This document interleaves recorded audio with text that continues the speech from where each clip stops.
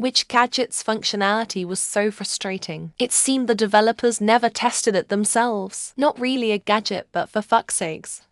Facebook's entire website design. I have more of a problem with its functionality than almost anything else with it. Notifications still active even though I've already read the message. Newsfeed showing me posts from friends days old as they're still actively posting recent ones. I sometimes have tried to log on, and I got rerouted to a part of the login where it looks like it's from the early 2010s like.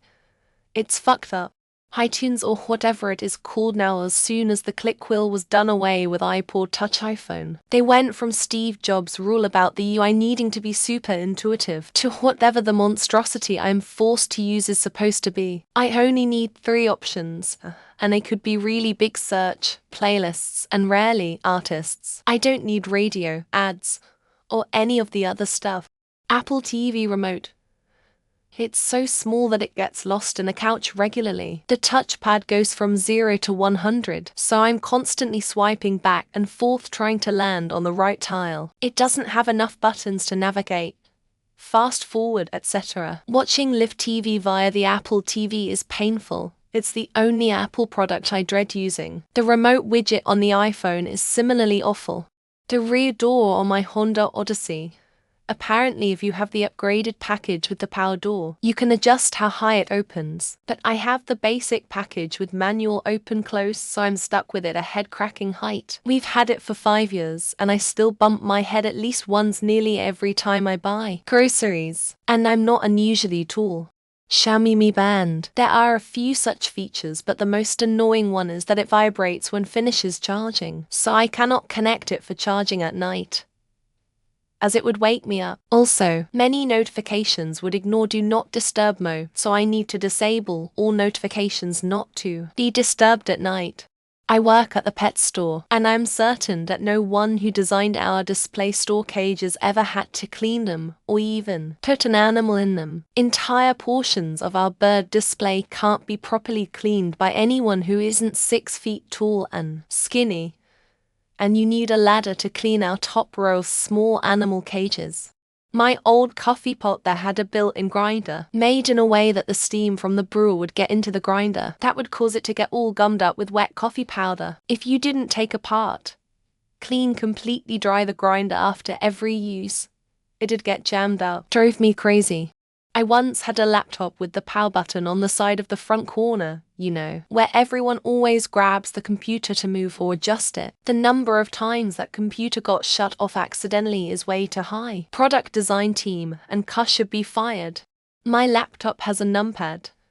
They squished the entire keyboard over, crammed in the pad, and for extra giggles they stuck the teeny tiny power button right above numlock. I have accidentally shut this stupid thing off so many times.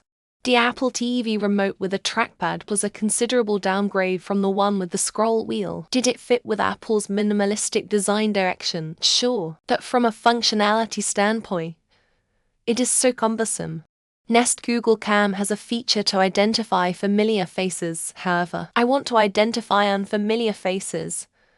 Who cares if my friends and family show up? Tell me when a stranger does. 90 of digital alarm clocks.